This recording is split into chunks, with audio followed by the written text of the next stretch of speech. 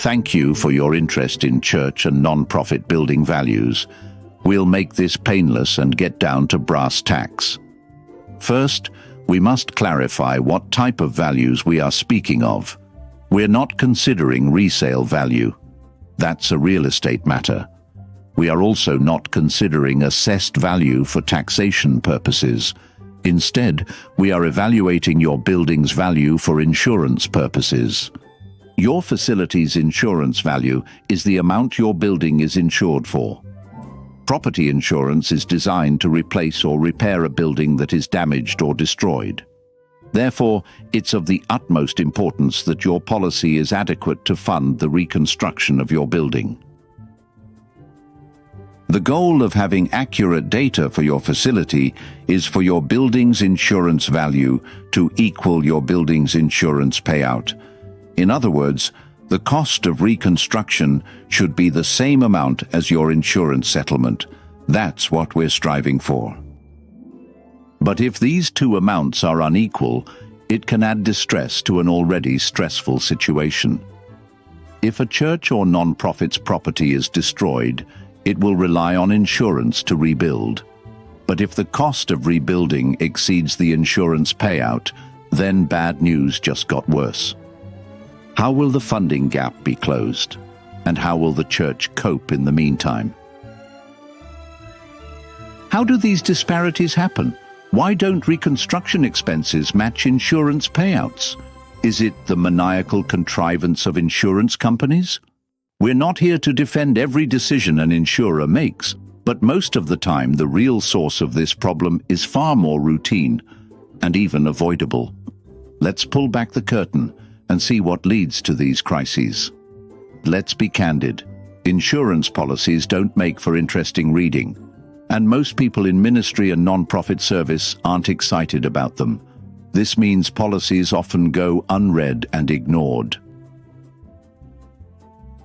If insurance customers did read their policies, they would discover that their buildings are in fact not insured for a certain amount. Why not? If a property insurance policy was tied to a number, that number would become obsolete in a matter of months.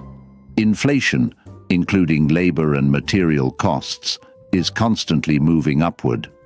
Other things also impact reconstruction costs. Building codes, environmental regulations, and even the geographic location of your property all influence the cost of rebuilding. Because an exact dollar amount cannot be reasonably set, insurance building values are actually determined based upon something else. Your building's value is determined by the information you submit to the insurer. Let me explain how it works.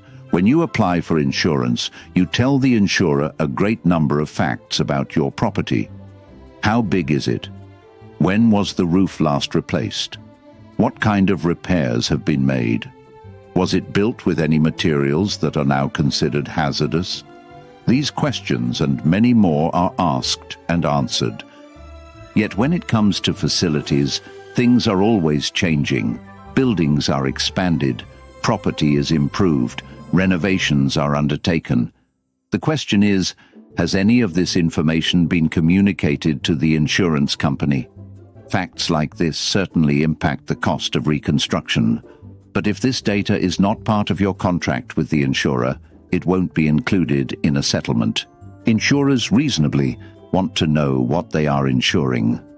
If a policy was written 12 years ago and has never been reviewed, it's likely to include omissions that could impact your insurance payout. It's not that anyone is cheating, it's just been overlooked. But the result is the same. You won't get what you expect from your property insurance. For this reason, Ministry Pacific recommends reviewing your building valuation every 2 years. The goal is to insure your property for the amount required to rebuild it, and that amount is not static. There are a few other reasons why insurance payouts can fall short of the cost of reconstruction. Sometimes key components of a rebuild are overlooked. For example, if a building is damaged and uninhabitable, it will have to be demolished. In addition, all of that debris will have to be hauled away and deposited in a landfill. If there are hazardous materials involved, such as lead or asbestos, then all of these costs will increase. This money has to come from somewhere. If it's included in your insurance policy, it can speed the rebuilding process. The point? Make sure funds for demolition and debris removal are part of your policy. So, there you have it. You're paying for property insurance. Don't you want to make sure it provides the funds needed for the reconstruction of your facility? We wish this could all be put on autopilot.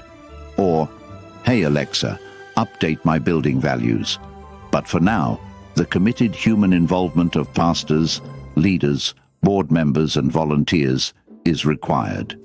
And it's time well spent. Work on updating your building value ensures the continuity of your ministry in the event of a disaster. It perpetuates your legacy and makes sure you'll be around for your community no matter what the future brings.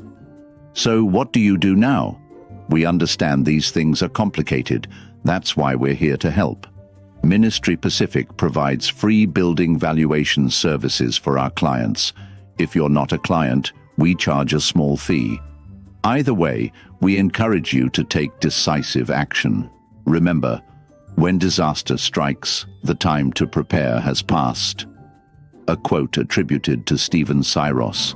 Please contact us at ministrypacific.com or at 866-870-2700. Consultations are always free.